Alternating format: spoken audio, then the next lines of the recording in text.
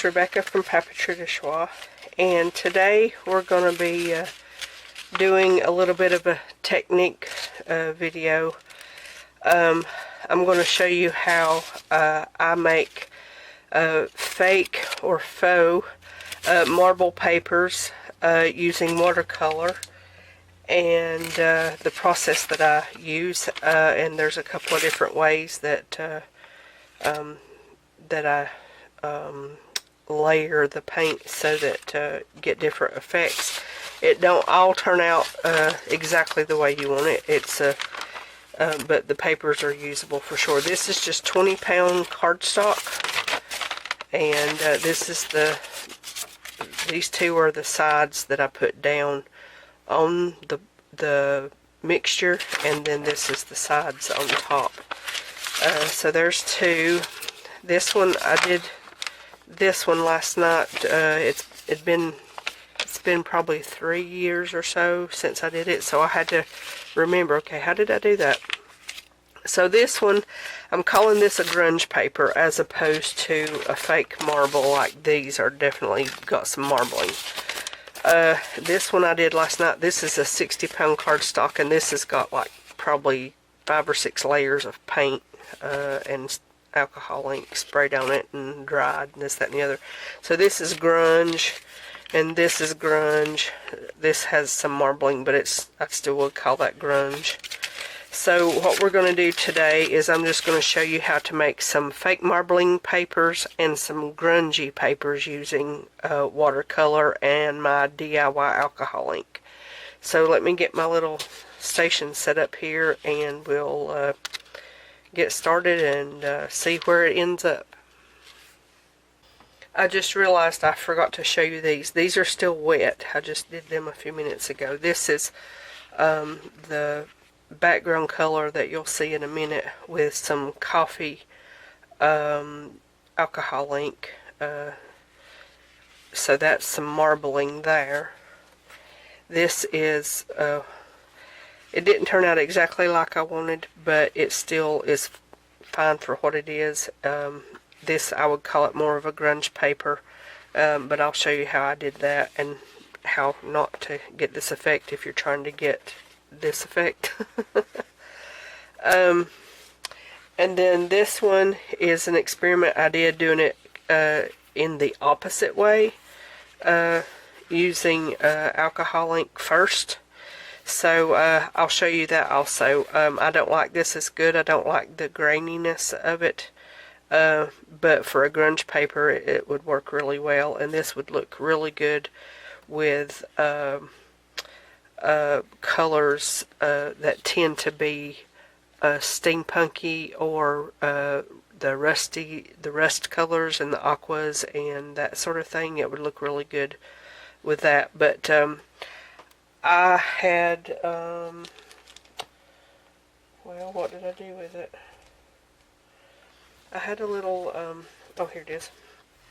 This is just a liquid or a paste watercolor. This is vermilion. It's a hue. It's not necessarily, it's not a pigment. So because I wanted something somewhat translucent as opposed to fill in the color.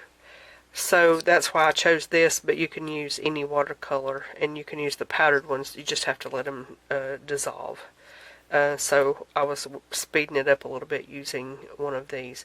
But anyway, let me get my workstation set up, and we'll make a few papers. Now this might be a little darker than usual because I've got my lights around the edges, but if I put them over, they're going to reflect, and hopefully I've positioned them to where there's no reflection in the water. So so what this is that vermilion. It's about half a tube, and I don't know how much water. I just sprayed water until I got it mixed good. You can see that it's been a little higher up. I let it set out overnight, so some of it evaporated, but not a lot. But I reconstituted it this morning, and what I have in here is about a ½ inch of a paint mixture, a paint wash, I guess you could call it, in here. And what I have that I'm going to use this is my alcohol ink. It's the same ink that I inked the edges with just a little more alcohol mixed with it. I've got a concentrated version in a dropper of the coffee ink. I've got a little bit of this yellow ochre that I've been using, and then this bright purple, I'm calling it grape. It didn't come with a color. It's what it looked like to me. So, the first thing, other than this setup, what you can't see is to my left, I have, I buy this is a napkin, but it's very huge. I have 4 of them, and I've used 2 of them already. I use these when I make my handmade paper as well, to layer the sheets of paper when I make them. So, and I also use them when I'm doing this sort of thing. So I have one laid down on a waterproof mat, and when I take the paper out, I'll put it on it, and then I'll take the other one and put on top of it and just soak up the excess. Basically, you're just soaking up the water because the paint has stuck to the paper. So you do get a little bit of residue. Like you can see, I've made all those sheets of paper that you saw earlier. I put on that, so it don't leave a lot of paint residue. And because it's watercolor, you can throw it in the washing machine, wash it, and go from there. Okay, so now the other thing you'll need is just a small stack, ever how many sheets of paper that you want to make. Like I said, this is just regular 20-pound cardstock, not cardstock, copy paper. So the first thing I'm going to make is, in the spray bottle, I'm going to use the scrape, and I'm just going to spray me some, I don't want to coat the whole thing, but I want a little bit of a coverage. And basically, you just drop the paper in and let it do whatever it does. And once it gets either soaked up as much as you want, so that it's all the white's gone away. Now, sometimes you get an air bubble, and I'll just press it down a little bit. But those are also what gives you part of your marbling. Not all of it, but part of it. So you can leave it if you want, but I don't like it if it's bubble shaped. So I just push it just enough down so that those are soaked up as well. Like that. And then, now, if you can do this with dyes and acrylic paint as well, and I used to do this with acrylic paint, and I realized that I didn't like the texture that the acrylic paint left. So I now do this with watercolors, and I use my acrylic paint for just my gel plate. So then, but you might want to wear gloves that if you are using a permanent thing. So basically, then you just grab a hold of it, pull it up, and I just kind of take the excess off here, and I move it to my drying sheet. And I'm going to wipe it with, and you can't see what I'm doing, but I'm just taking the excess water off with this napkin that I showed you. And now, obviously, this is still wet, but you can see where I sprayed it all over. I know it's going to be hard to see, but where I sprayed it all over, I've got more of an all-over purple. So very little marbling. Now, as it dries, it will come out, and I can see it right in here. There's some concentrate, but that's it's okay. It's more of a grunge, but what I want to do is, and you can use a pipette. I do have some, but I don't have them in here, and I didn't get them, so I don't know if that is going to work or not. I did this with the yellow, but I didn't do it, so I'm going to just spray in little short bursts, more in one area. Yeah, there we go. That's more what I'm looking for. So what you're seeing is the alcohol in here. It's just alcohol and paint. It's not any water in this at all. The alcohol, because it's oil based, will sit on top of the water. So when you put your paper in, is going to grab that first, and then what's under it second. So let's see what we get. Everything's an experiment. Everything is, you know, how's it going to turn out? And you can see this is slowly getting soaked up. And for my purposes, I don't usually do the other side, but you can. But if you do, take it out and let it drain a second first, or, you know, dry it off. And I forgot to move my other sheet.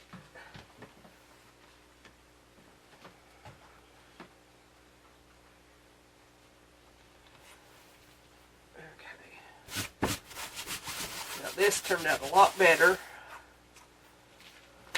It's still grungy, but it's definitely better. So can you see that, how the alcohol ink sits on top, and then you got the translucency of the paint, the reddish color underneath. So now to do what's to me is more of a marbling. I was doing this earlier on a very shallow pan. There we go. That's more what I'm looking for. And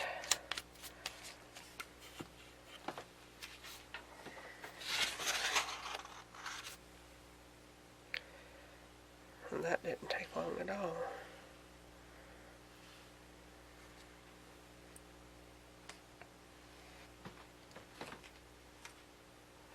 Yeah, that's still grungy. It's still a grungy, but what's funny is there was still some purple in the water. So this is going to be very nice, I think.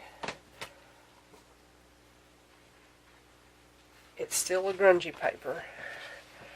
But look at that. It's got purple around the edges. The yellow just dispersed it to the edges. So that's really nice. I like it. Now, the reason that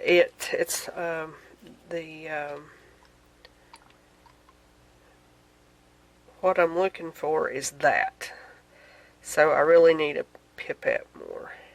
The one thing about the coffee is that it doesn't give as vibrant or pretty a color. But for this experiment, it will do the job. And you can actually see it coming up through the paper first to the other side. Now, let me move this. Let me put it over here and just get the excess off of it, and then you'll be able to see it. And of course, when it dries, it will be even more vibrant than it is. And it's also got a little yellow, but it's got some purple as well. So, yeah, it's fragile. But there you can really see the marks. So if I was using another color besides the coffee, it would show up a lot brighter. So, let's do one more. I'm going to do it this way, though. If it'll show up. I don't know if it's going to show up or not. I really need a pipette. And this yellow, it's very concentrated, so it's really pushing that the paint around. And I've got to... Okay, there we go. I'm going to put a little purple inside the yellow, and can you see it sitting on the top? Alright. Let's do one more.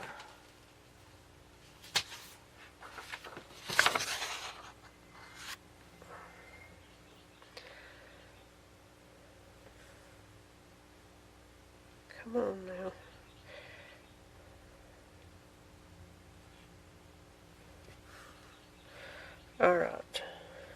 Well, let me move my other one. I forgot to move it.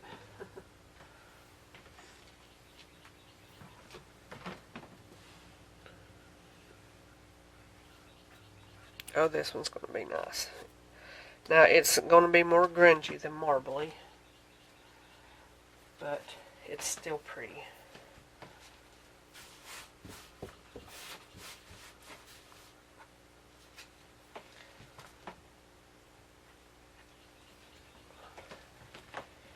Okay, so there's that. Now, as I was saying, when these dry, they'll be darker than they're showing up now. But I'm going to pause the camera, go get me a couple of pipettes so that I can do this properly. When I was doing it on the, I have a metal pan that I was doing it in, so it was like one layer, so it was working. But this is really where you need it to be because you need the paper to float. So give me just a second, I'll be right back. Okay, I don't know what happened, but I was just uploading the video that I did earlier, and the section where I went to get the pipettes and all that I did there is not on the camera. I don't know what happened. So I'm redoing this part so that you'll know what I'm talking about at the end. So just know that this is going to be a little out of sequence. But we'll still do the experiment and get it going. So, what I had done, or what I was going to do in that last section was I was going to dip some water. The one thing I didn't do was adjust my lights back, so there we go. There's some purple. I did add a little bit of alcohol to the purple. And I'm going to put a few drops of this coffee in because it's doing, I think part of it is the coffee is fully diluted and the paint is it's not that it's not diluted, it just sits differently because it's basically little particles of mica, I suppose, so it's not fully dissolving in the same way the coffee is. So the one thing I didn't do is get ooh, I like how this looks so far. I forgot to get my little thing out, but this one turned out really good, and I know that I'm talking off camera, but I've got to get this rubbed off so you can see it. And the one thing I didn't explain that I will here shortly, but look at that. Now that turned out really good. It's not marbling in the little swirls and things, but it is very, very nice. I like that. I'd like to get it on the whole piece of paper. So that will be the goal, I think, in this attempt here. So I'm going to put it over the whole thing, and while I'm at it, I'm going to add a little yellow. I did the same thing I did earlier. I put the wrong pipette back in here, but the paint sits differently, and that's what I'm realizing. And coffee. And I'm going to put just a little bit more around the edge. Alright, let's see what we get there. You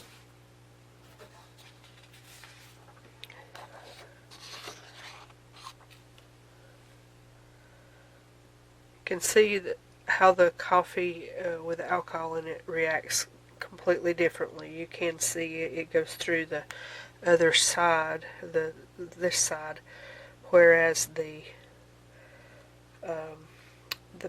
paint doesn't. It sits completely on the side you put it down. And depending on the kind of paper you wanted, that could be a good thing or not. And I'm just going to let that sit there a minute while I explain this. I have the napkin laid out, like, you know, flat, and I put the paper on it, and then I put another napkin on it flat, and I smooth it with my hands this way. I don't rub it. So since you can't see me, I just wanted to make that distinction. I think this is going to be really nice.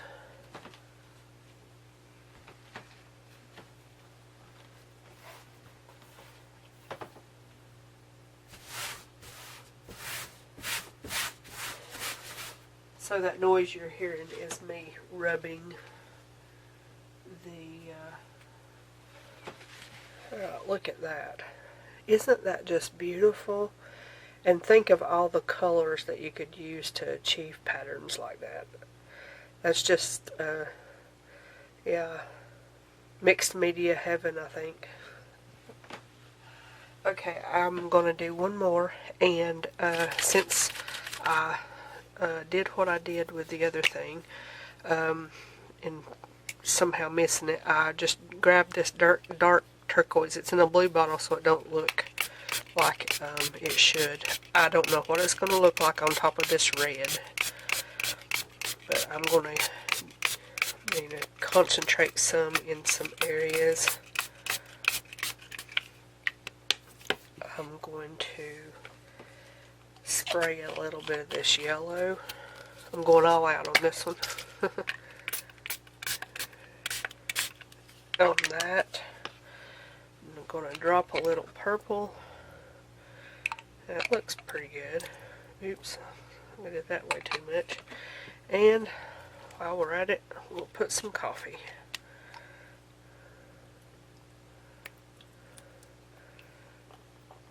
And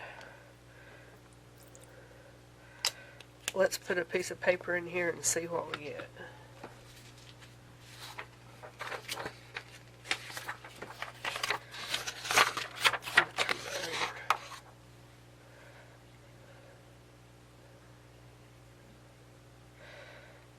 Well, I don't know how this is going to look, but I sure hope it looks good. I've got an air bubble, a big one, so I'm going to just press it slightly so that it can get saturated, because I don't want an air bubble. And as long as you don't move the paper around too much, it should soak up just what's under it, like it should. So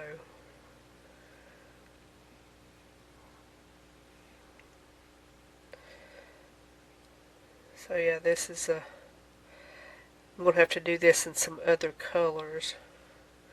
Part of the reason that I'm doing this is back in the fall I sort of started a peacock journal, and it's going to be, you know, bright, big, and bold and all that. But I wanted the pages to be something special, not just plain coffee dyed paper.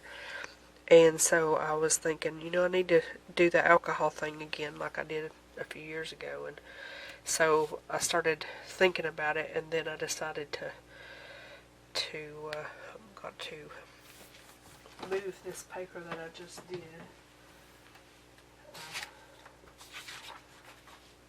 I have a very small workspace, so I don't have a lot of room over here. Now this one has turned out unique. Unique is might be an understatement. Now, of course, it has to dry, but look at that. The coffee is there a little bit, but since I didn't put it first, it had to break through the paint mixture, so I'm almost thinking. Now, I have not demonstrated doing this other side. Now, this is still wet, and I don't usually do it still wet, and I don't think it'll sink to the bottom, but let's just see what happens. See, there's the air bubble. You can see it in this where you can't see it in the other one. Okay. I don't think you're really going to be able to tell that much about it on this side. Might need more going on with it.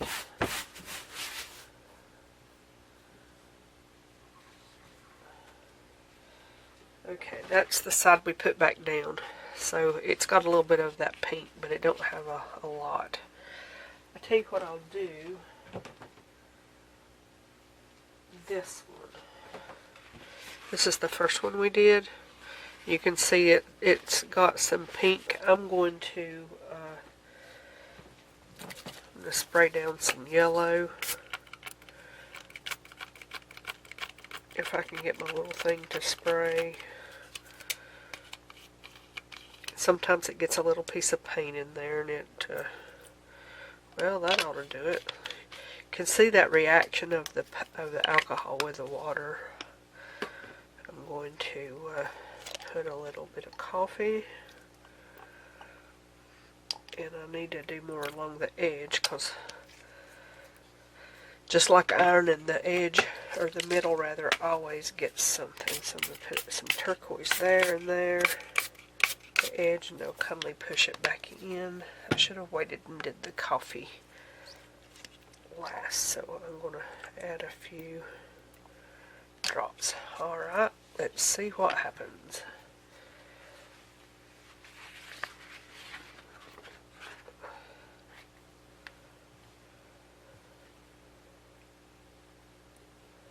See that air bubble come out? You want to push those out if at all possible, but you don't want that paint to get on the top of the paper because then it's going to leave a stain on that side. Unless, I mean, it don't matter a whole lot, but I don't want it if I can help it. Okay, let me lay this down over here. Well, this is weird.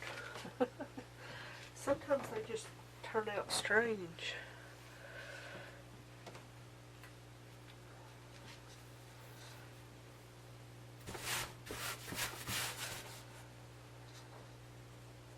Okay, so here is the first side, and here is the second side.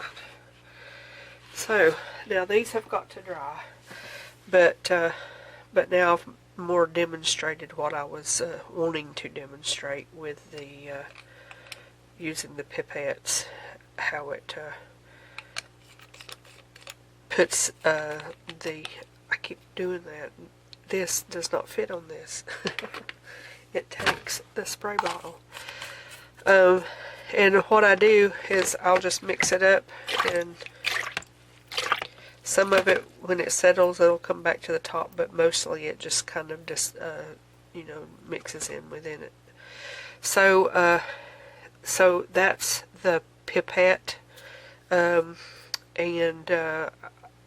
I'm going to go and put this in so you can see it and not have to wonder what was she talking about. Okay, so they're good and dry. Here is 3 that I made last night using the flat pan. It's like you bake. It's a cookie, like a cookie pan.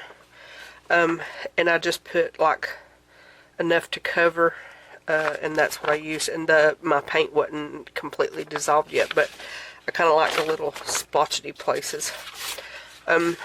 This is another one from last night. These are papers that I would use. They make good backgrounds, if not outright journal pages, depending on what kind of journal you were making. So these are the ones that we did earlier. There might be more in here. I don't remember, I don't remember what order I did them in. So, but I do remember this one, and this one, I didn't turn any of these over like I did these. Or no, let's see which ones. I've got some that I did turn over, but they're over on another shelf. But anyway, this was one that I sprayed the yellow on top all over. And then this was the first purple like drops that I did. And it's got like sharp edges. It's okay, but for this project I would not call this one a good one, even though it's still a good paper. This is the one where I sprayed the ink down first and used the paper to take it up. This is an experiment I think I might have showed you this already.